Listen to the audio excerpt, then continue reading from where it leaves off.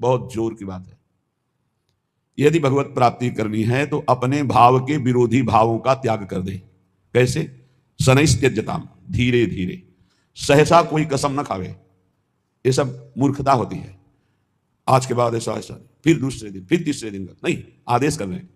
सर्वांतर भाव में देखो कि तुम्हारे अंदर भगवत प्राप्ति की विरोधी वृत्तियां कौन सी हैं, और उन विरोधी वृत्तियों को डायरी में नोट करो या अपने दिमाग में नोट करो, और फिर सर्वा शनैस्त्यज्यताम, धीरे धीरे एक एक त्यागो, और जो त्यागो उसे पुनः स्वीकार मत करो।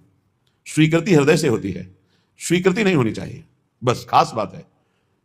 ये स्वीकृति अगर नहीं है ना तो विषयान गृहणंत मुंचन, तुम्हें कोई फर्क नहीं पड़ता। और स्वीकृति है तो विषय सेवन करो या ना करो, कोई फर्क नहीं पड़ता, बंधन वैसे ही बना रहेगा। सारा खेल स्वीकृति का है। प्रारंभ में रूप से त्याग करना है भोगों का, स्थिति भोग राग के त्याग की है। स्थिति में राग का त्याग है, भोग तो यथावत सृष्टि में बने रहते हैं। राग रहित होकर वो भोगों में विचरण करने वाला महापुरुष भी किंचन मात्र नहीं बंधन को प्राप्त होता, पर वो एक स्थिति है जहां सब भगवत स्वरूप है। प्रारंभ में स्वांतर भाव विरोधनी, जो अंतर में भाव, जैसे हमारा अंतर भाव है सहचरी भाव, हम वृंदावन नित्य विहार रस के उपासकों का प्रिया जो हमारी प्रिय स्वामिनी, प्रिय सखी, हम उनकी सखी, हम उनकी नित्य दासी। ये जो हमारा स्वरूप है, ये न स्त्री है न पुरुष है किसी का भी। ये स्त्री पुरुष भाव ही मायाकृत है, और ये भक्तिकृत भाव है। और कोई भाव न करे, समस्त भावों से ऊपर उठ जाए तो जीवन मुक्त हो जाए, मोक्ष पदवी प्राप्त कर ले। इसीलिए भावोत्सवेन भजताम के जो महापुरुष हैं वो कैवल्य विभेद, वो भय लगता है, नहीं मोक्ष नहीं चाहिए उसे। पिशाची ने कहा जिससे प्रिया जो छूट जाए, मुझे ऐसा मोक्ष नहीं चाहिए। आत्मस्वरूप का कोई भी रूप नहीं है, उसका भाव किया जाता है। जैसे सखा भाव, वही आत्मस्वरूप सखा भाव को प्राप्त हो गया।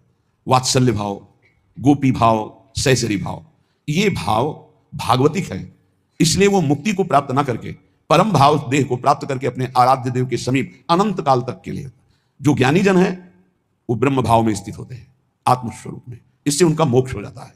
मोक्ष का मतलब ब्रह्म में मिल गए, और भावदेह का मतलब अपने इष्ट के समीप रह करके परम सुख का रसास्वादन करना। तो स्वांतर भाव विरोधिनी व्यवहृति सर्वासनित्यज्यताम। अब अंतर भाव विरोध में बहुत कुछ है। भोगों की आकर्षण वृत्ति से बच पाना, अभी आप सुन रहे थे भूरी सखी प्रार्थना कर रही, हम प्रार्थना से ही बच सकते हैं।